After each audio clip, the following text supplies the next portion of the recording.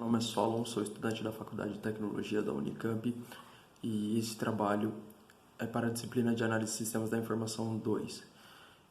Ele é em grupo e consiste na apresentação de padrão de projeto, onde escolheremos 3 padrões e explicaremos suas funcionalidades, o motivo das nossas escolhas, quais são as vantagens e exemplos. O trabalho, como disse anteriormente, é em grupo e ele será apresentado por Daniele, Osvaldo, Renan e Solon. Olá, tudo bem? Meu nome é Renan, sou estudante da Faculdade de Tecnologia da Unicamp. Esse é um trabalho para a matéria de Análise de Desenvolvimento do Sistema 2, onde falaremos sobre Design Patterns, modelo criacional, padrão Builder. O motivo da escolha: facilidade para usar, forma funcional, padronização de código e reaproveitamento do mesmo. Trabalhei com o padrão num trabalho para a faculdade, na matéria de programação orientada a objetos, e foi de fácil entendimento. Bom, o que é então? O padrão nada mais é do que um passo a passo para criar objetos, podendo produzir diferentes tipos de objetos utilizando o mesmo código de construção. Pensamos no seguinte problema: temos uma classe carro, nessa classe será construído um carro simples, então teremos motor, chassi, cor, roda, etc. E desejamos criar outros tipos de carro utilizando a mesma estrutura do carro simples, mas com alguns diferenciais, por exemplo, acessórios. A solução, primeira, estender a classe e ter um conjunto de subclasses. Isso é uma solução, resolve o nosso problema. Mas temos também o problema de que acaba criando uma hierarquia muito grande, uma vez que a quantidade de parâmetros aumenta cada vez que desejamos criar outro tipo de carro. Bom, o Builder, ele sugere, então, que você extraia o código de construção do objeto de sua própria classe e mova os objetos separadamente, construindo realmente um passo a passo, chamando apenas as etapas necessárias para a configuração e criação do objeto. O prós disso, como eu disse, é um passo a passo, então é muito simples de usar. Adia as etapas de construção, executa recursivamente cada etapa e a reutilização de código. E outro ponto é que ele faz o isolamento do código de construção da lógica do produto. Isso é muito bom. Contra, a complexidade geral do código aumenta, uma vez que criamos várias classes. Para isso, para demonstrar melhor, esse é um exemplo legal, onde temos a interface Product, que define o tipo de objeto que deve ser gerado pelo construtor. A classe Builder define todas as etapas a serem executadas corretamente. O Croquet Builder contém a funcionalidade para criar um produto complexo específico. E o Director controla a funcionalidade que gera o objeto do produto final. Tendo, então, ali o Vector Builder, onde tem todos os métodos, e os exemplos de carro, a Ferrari e a Honda, por exemplo, onde tem os métodos chamados pela Builder.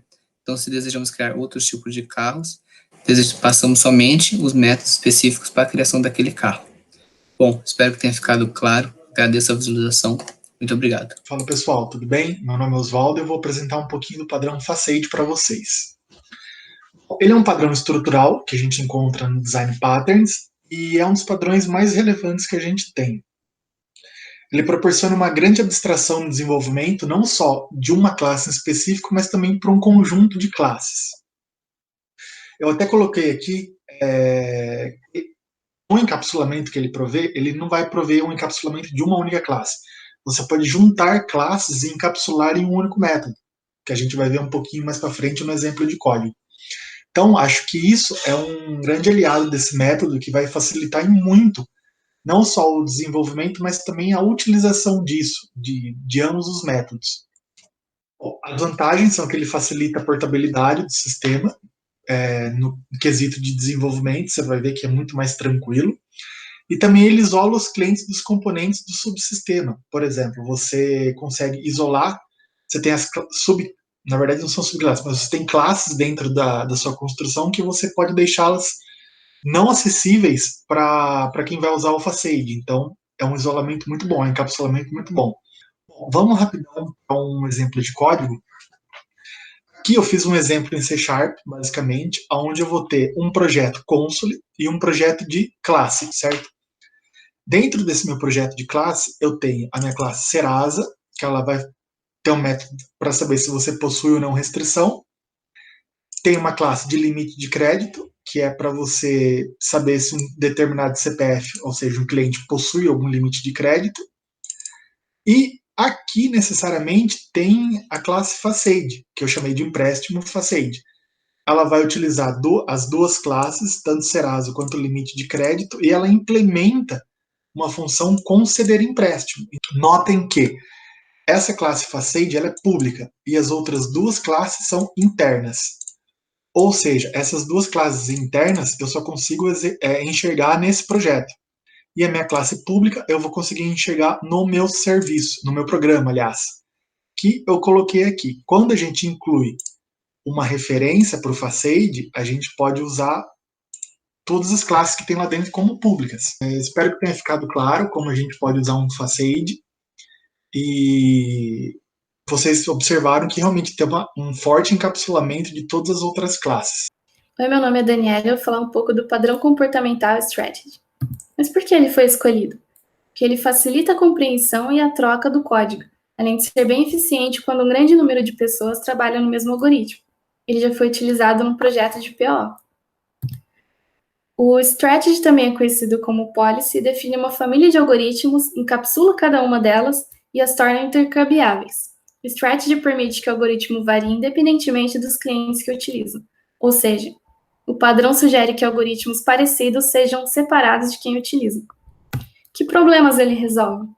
Ele resolve problemas de métodos aplicados em diferentes situações com comportamentos específicos, quando as classes relacionadas diferem apenas no seu comportamento e quando classes têm muitos métodos complexos e comandos condicionais.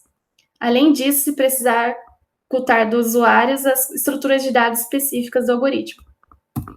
Essa é a estrutura geral do Strategy, então nós temos a Strategy, que é uma interface comum para todas as subclasses. O contexto usa essa interface para chamar uma das subclasses, que é algum concurso de Strategy A e B, ou um dos algoritmos definido. Para dar um exemplo da implementação, podemos utilizar o setor de vendas, onde existe um pedido com duas formas diferentes, ou duas estratégias, de se calcular a taxa de entrega, que é a padrão ou express. Então, nesse caso, o pedido, que é o context, seria configurado por um cliente, que é a classe que utiliza, com a estratégia desejada. A implementação da classe pedido poderia ser algo como está aí na sua tela. Então, seria implementada a Strategy Base, que é o calculador de frete. Então, seria colocado o algoritmo de frete padrão e do expresso. Então, seria chamado toda essa estrutura, né? Então, temos, assim, toda a estrutura implementada. O contexto, que é o pedido, a Strategy Base, que é o calculador de frete, e as estratégias concretas, de padrão e expresso. Dessa forma, o cliente que utilizar o pedido poderá configurá-lo com o calculador desejado.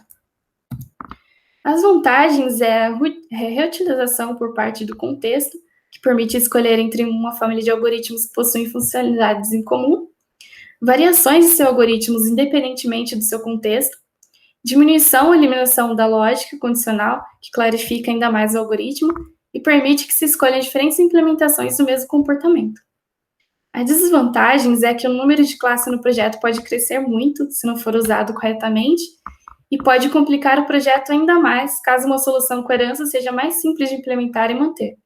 Então, a chave para a aplicação do padrão Strategy é projetar para a estratégia e seu contexto, interfaces genéricas o bastante para suportar uma variedade de algoritmos.